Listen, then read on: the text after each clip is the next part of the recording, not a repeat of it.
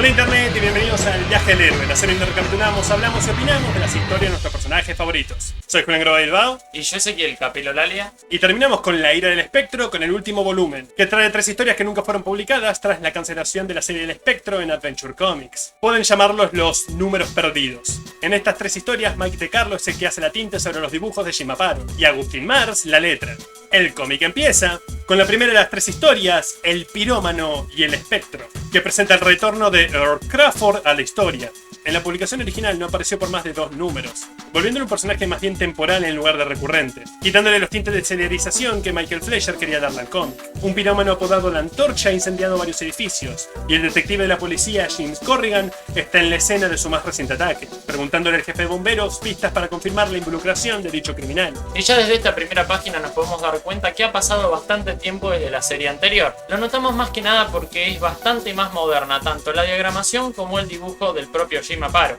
Lo que más destaca en este cambio es la superposición de cuadros uno contra el otro y la falta de márgenes en varias de las páginas. Esto le da muchísima más fluidez a la narrativa. El cuestionamiento es interrumpido por una mujer y un bebé gritando atrapadas en el último piso. Con el techo desplomado y las llamas no permitiendo usar una red, Corrigan se ve forzado a salvarlas transformándose en el Espectro. Es una de las pocas raras veces que el Espectro usa sus poderes de manera superheroica tradicional.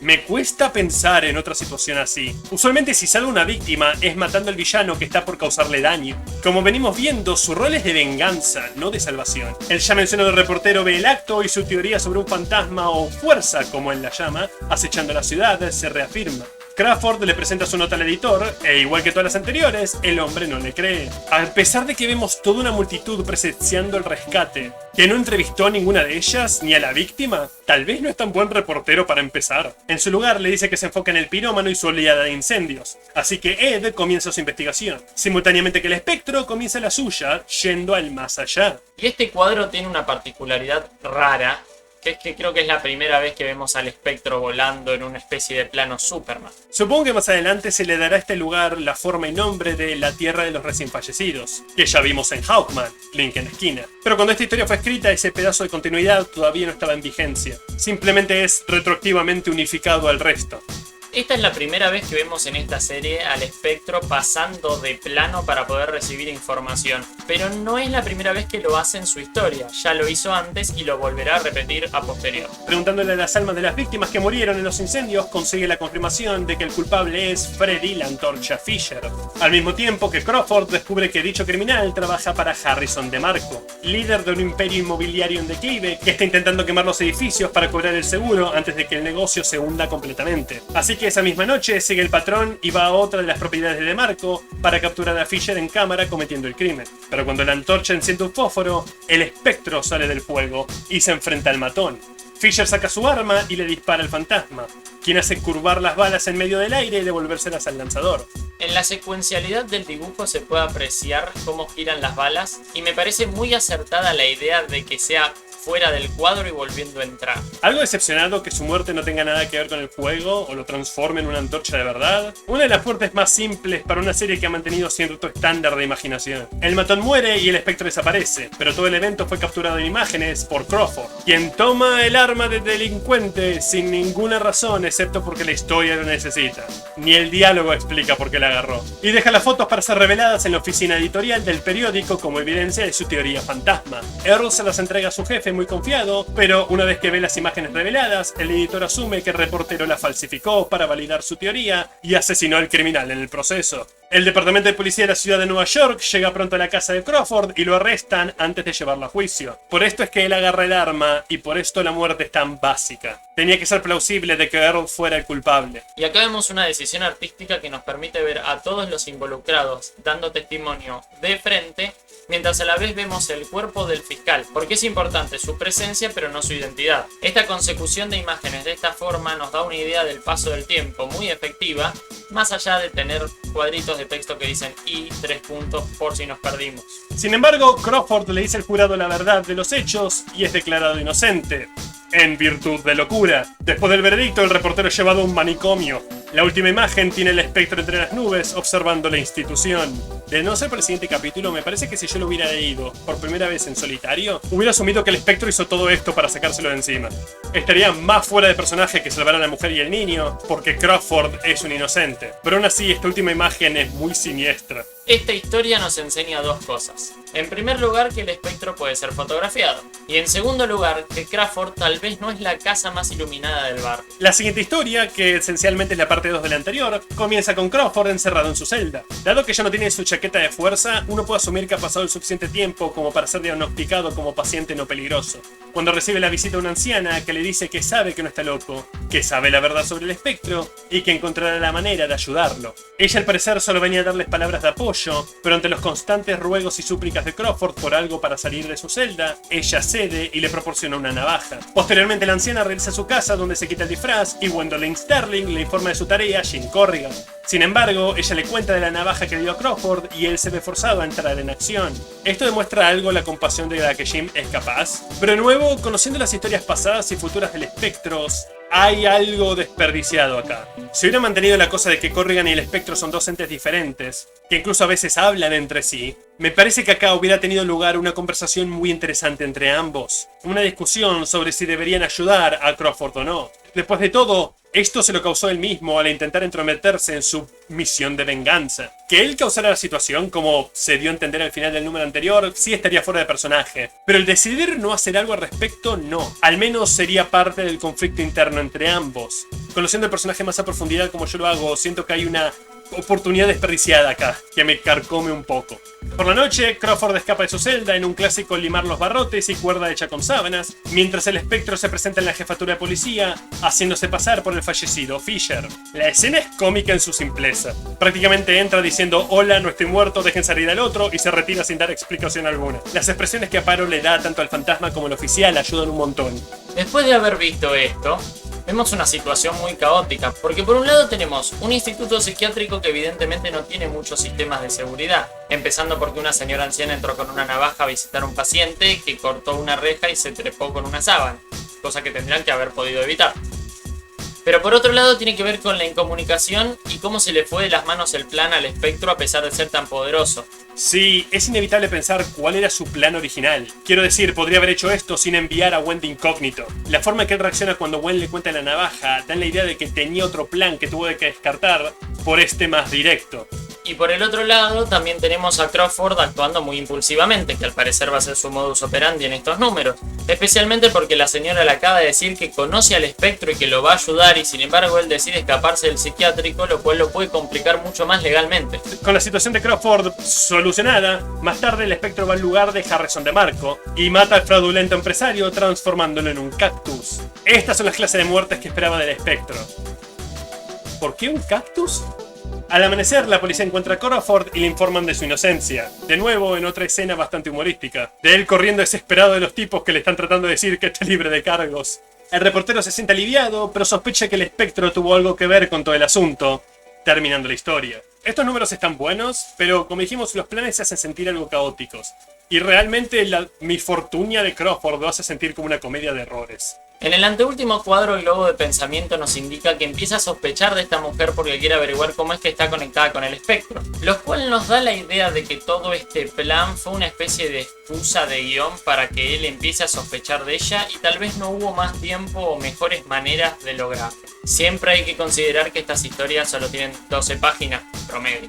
Y con eso pasamos a la última historia de esta serie, con los muñecos del vudú, al menos en la traducción. El original es La vieja vudú de la perdición. Sí, el otro suena mejor, aunque es más típico. Que comienza una vez más con Crawford repasando los datos que sabe del espectro e intenta ver cómo los puntos conectan. Mientras tanto, Gwendolyn Sterling ha obtenido la mayoría de las acciones de Sterling Textiles Inc. Finalmente nos dicen de dónde salió su dinero y a qué se dedicaba su padre, una empresa textil. Pero Dawson, un miembro de la junta directiva de la empresa, cree que no es apta para dirigir y pretende comprar sus activos. En el cuadro 3 de esta tercera página hay algo interesante que es más que nada un detalle de dibujo. Para poder poner a los dos personajes en el mismo cuadro y a la vez tratar de inclinarlo, tal vez se cometió un pequeño error que da a entender que están sentados de una manera muy extraña, ya sea que están en el mismo asiento o una de las dos personas está fuera de la mesa. La reunión es interrumpida por una versión muy políticamente incorrecta de lo que supongo es una mujer romaní, nunca llamada como tal o el más común insulto que se suele emplear, pero la manera en que está vestida es medio estereotípica. Y usa magia vudú para ahogar a uno de los miembros de la junta en una pecera por crear ropa escandalosa. Ha habido ejemplos muy menores aquí y allá, pero este es el primero y no será el último de los cómics que cubramos, que siento que realmente necesita esa advertencia que Disney pone en sus películas viejas, diciendo que tienen contenido racista o culturalmente insensible. Además, ¿qué mierda tienen que ver los romaníes con la magia vudú? Aquí hay algunos detalles de color. En primer lugar, la señora cuando aparece no tiene una sola prenda de la ropa que tenga un color igual a otra.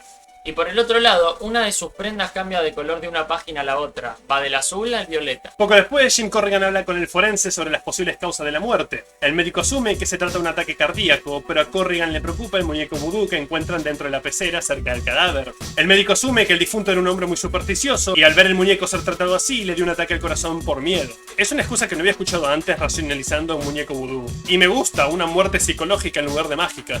Obviamente no es el caso acá. En otra parte, Earl ha decidido dejar su trabajo en el periódico y dedicarse a continuar su investigación sobre el espectro por cuenta propia, después de que su último trabajo para él lo mandara al manicomio. Esto, asumo yo, es el primer paso de un arco que hubiera mostrado el reportero obsesionándose más y más. Pero con la terminación de la serie es solo una teoría. El examen forense revela que el hombre murió ahogado, lo cual no tiene sentido, excepto para Corrigan. Y volvemos con Crawford, al que se le aproxima Freddy, un interno del periódico que se parece a Jimmy Olsen. No entiendo por qué todos los que trabajan acá son duplicados del Daily Planet. No sé si es solo una referencia a una historieta con la cual esta comparte universo, o iba a ser parte de algo más. ¿Qué hubiera pasado si esta serie El Espectro hubiera tenido crossover con Superman? O tal vez Fletcher quería escribir a Superman y no lo dejaron, así que aprovecho. Freddy le informa de la misteriosa muerte del miembro de la junta y el aspecto supernatural lo incita a investigar. Cuando llega, la policía da un testimonio para confirmar que no hay nada místico en el caso, apaciguando las dudas de todos los reporteros, excepto de nuestro principal.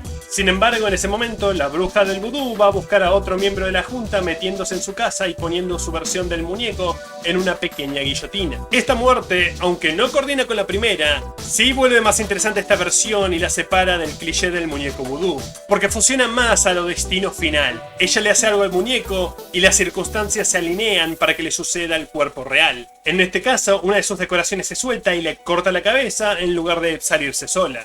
Corrigan, que supongo que estaba por interrogar a este miembro de la junta, se cruza con la mujer. No me importa la coincidencia, es solo que él no se da cuenta que era la mujer que buscaban hasta que ve el cadáver. ¿Los otros miembros presentes en el primer asesinato no le dieron una descripción? ¿O al parecer Corrigan realmente no juzga a las personas por su apariencia? Después de encontrar el cadáver, se transforma en el espectro y sigue a la señora hasta su escondite. En el interior, un hombre le paga por sus servicios y revela que busca la muerte de todos los miembros de la junta para poder tomar cargo de la compañía. Cuando este hombre se va, el espectro enfrenta a la mujer, transformando su dinero en moscas y a ella en una araña. Asumimos que fue aplastada poco después porque nunca vemos su muerte, lo cual sería una primera vez. En este cuadro hay un comentario con una especie de sorpresa del espectro que nos hace parecer que tal vez la bruja se transformó ella en la araña. Pero también hay un pequeño globito que pareciera que ella también se sorprende, y además el espectro la deja escapar. Y pasamos con Crawford, que también ha deducido el patrón de los asesinatos y va a la casa de Gwen para investigar, metiéndose por una ventana. Una vez más, el accionar de Ed es impulsado por la historia en lugar del personaje. Porque incluso si quisiera sorprender a la asesina en el acto, no hay razón para que no se lo diga a Gwen. Excepto que Dion necesita que Gwen no sepa que está en su casa. Crawford entra y encuentra el disfraz de la anciana que lo visitó en el manicomio, inmediatamente poniendo las piezas del puzzle juntas. En esos momentos, alguien llama a la puerta de Gwen, el señor Slater, otro miembro de la junta, a quien ella le permite entrar para discutir un asunto de vida o muerte. Mientras la mujer se da vuelta para preparar el café, la reacción que todos tienen cuando alguien le dice que algo es de vida o muerte, ella pregunta qué es tan urgente, y el señor Slater revela sus intenciones de matar a todos los miembros de la junta e inculpar a Dawson, el que al principio quería comprar todos los activos de Gwen.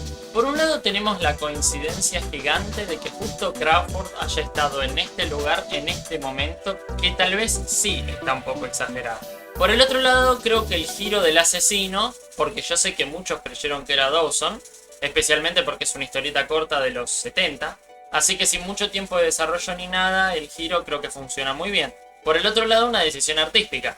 Este cuadro negro de fondo, que no tiene nada que ver con ninguno de los cuadros de la página, le permite un sostén y un clima muy particular que creo que funciona muy bien. El hombre se prepara para asesinarla, pero aparece el espectro e instantáneamente vuelve loco a Slattern, salvando la vida de Gwen, haciendo de este el único número donde el espectro no mata a los perpetradores del crimen. Cuando Crawford nota el alboroto en la cocina, echa un vistazo desde lejos y deduce que el espectro había atacado de nuevo. El reportero sale de la casa sin ser visto, pensando cuál podría ser la conexión entre Gwendolyn Sterling y el Vengador Astral, terminando el número y la serie. La guía del espectro es una buena introducción al personaje. Sigo sosteniendo que le falta ese aspecto de la dualidad entre Jim Corrigan y la entidad, pero sin eso lo presenta en su forma más clásica, de cuando fue introducido en Marvel Comics en el 40. Lo que sí, estos 3 números realmente apenan de que haya sido cancelada, porque es donde Fleischer realmente consigue la serialización que quería traer de Marvel. Aunque hay casos que comienzan y terminan, todos son parte de esta persecución entre Crawford y el espectro. Y sí, a pesar de que el personaje tendrá otras series, Gwendolyn Sterling y Ed Crawford nunca volverán a aparecer en cómics, dejando estos hilos y lo que podría haber pasado con ellos sin cerrar. Faltará bastante para que veamos esas otras series, así que vayamos con otro personaje relativamente desconocido que veremos relativamente seguido. Cuando empecemos la serie regular de 1982 de Firestorm, el hombre nuclear, por Sherry Conway, donde daremos nuestro siguiente paso en el viaje del héroe. Hasta entonces. Por lo menos en lo que respecta a la persona, ya que al no verle la cara es como si no estuviera ahí teniendo que estar ahí. No. ¡Hey! Si te quedaste hasta el final, probablemente te haya gustado nuestro contenido o realmente lo odiaste. En cualquier caso, por favor considera suscribirte o al menos darle un me gusta. Esos 2 clics ayudan más de lo que pueden imaginar. Si les gustó la historia, por favor consideren comprarla y apoyar el noveno arte que nos dio tantos maravillosos personajes. A su izquierda hay una lista de reproducción con más capítulos de este personaje y a su derecha de uno diferente. Por favor consideren entrar en esa madriguera con nosotros y vuélvanse expertos en las historias que amamos. Hasta la próxima.